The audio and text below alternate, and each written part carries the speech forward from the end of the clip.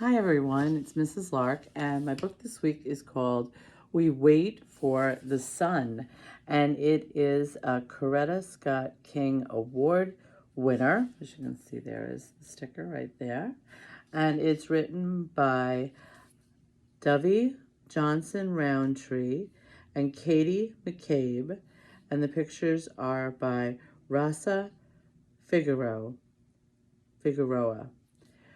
And this story is a story told by a real person. Real person is Dovey Johnson Roundtree, and it's a story that includes her grandmother.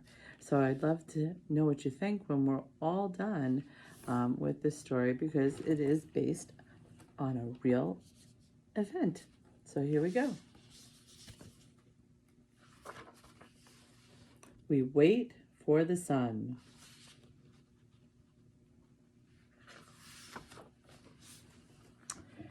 The girl in this story, Dovey Johnson Roundtree, was born more than 100 years ago in Charlotte, North Carolina. During a time of racial inequity in America, she grew up to become a legendary civil rights lawyer fighting for justice. No matter how dangerous the fight was, she refused to quit.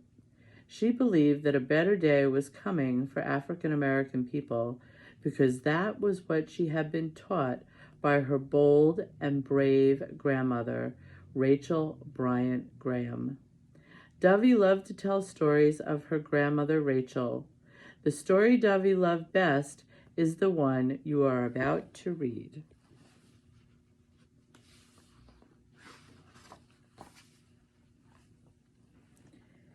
In the hour before dawn, we slip out of the house, and the midsummer night is dark and cool.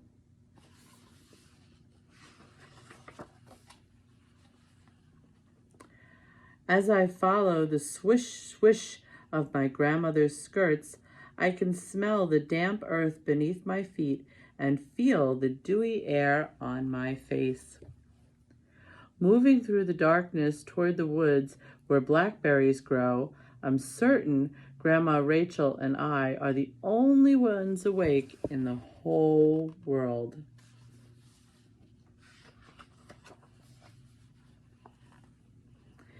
But then, as if by some secret signal, the others appear in doorways and fall into line one by one behind us.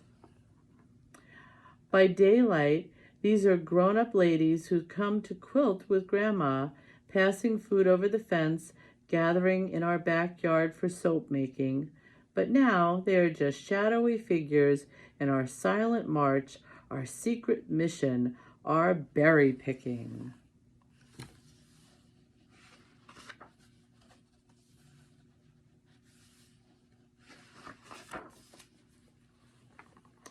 It grows cooler as we enter the forest, and darker.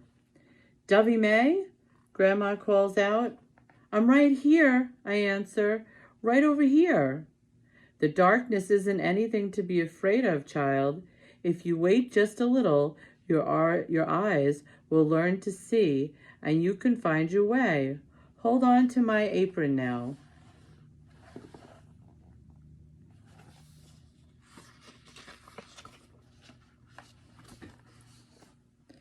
We begin to walk.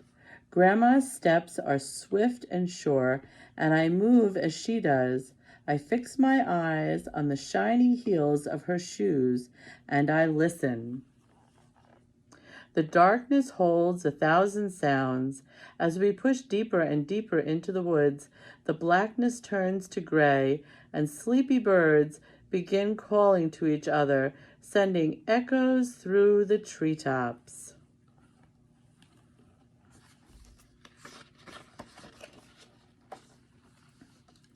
Grandma says the birds will lead you to the best berries every time.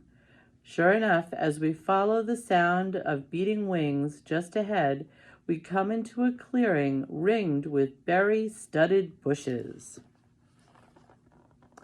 The ladies swoop down, pails clanging, but I move closer to Grandma, following the sweep of her hand as it grazes a bush and comes back with the first berry of the day, frosted with dew.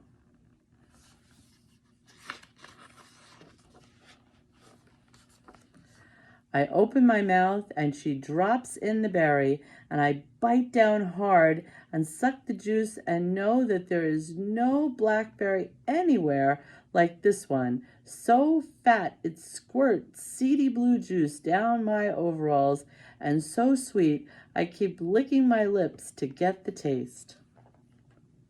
Grandma looks down at me and laughs.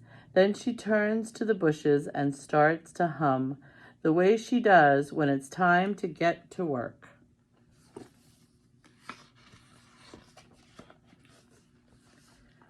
The clearing fills with the sound of berries hitting tin pails.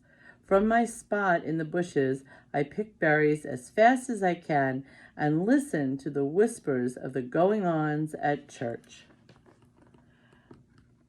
Already heat is rising from the forest floor, making me think of the feast that is coming in just a little while, of how I'll eat berries from the minute I get home to the minute I go to bed.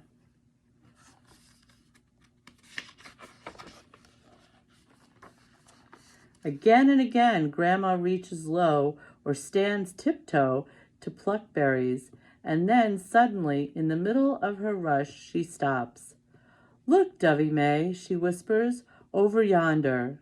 Slowly, slowly, the horizon pinkens.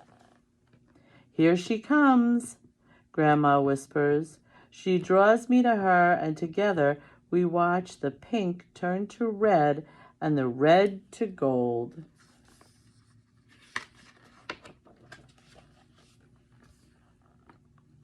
Then all at once, as if by my grandmother's command, the orange ball that is the sun shows its face.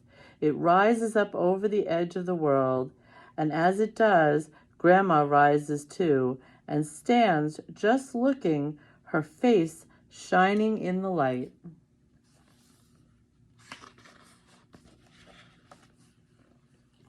I don't know how long we stay there watching, but when Grandma claps her hand on my shoulder and shakes out her skirts, dawn is day. My grandmother turns and heads down the path, quick and hurried again, leading me home.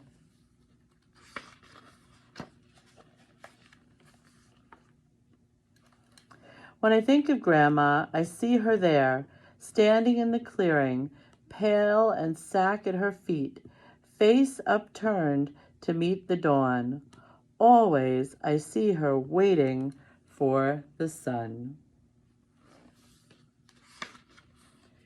Now the next part of the book goes into a whole lot of history about Dovey Roundtree and the author, a lot of the things that she accomplished in her life. It was a special addition to the back of the book because this author also worked on a biography of Dovey Roundtree. But there's one little paragraph that the author added back here that I wanted to read to you. And it's in the author's note right here. And it says, "When I met Dovey Roundtree in 1995, she was 82 years old, and I was immediately drawn to her strength and her fierce passion for justice. A childhood story about pre-dawn blackberry picking may seem an odd choice to represent the life of a civil rights icon of Dovey's magnitude. But in the 12 years she and I worked together on her autobiography called Mighty Justice, I came to understand that no relationship in her vast experience went more to the core of her soul than the one she had with her grandmother. In an era where children who were black were told they were inferior, Dovey's grandmother, Rachel, imbued her with the certainty of her self-worth, giving her the most precious gift of all, her time. In the magical hour just before dawn, when Dovey was abroad with Grandma Rachel, she drank in the beauty of the universe in all its infinite possibility, and she did so in the presence of an adult she adored and who loved her fiercely. This, without a doubt, shaped her into the woman she became. In its very ordinariness, it was life-altering.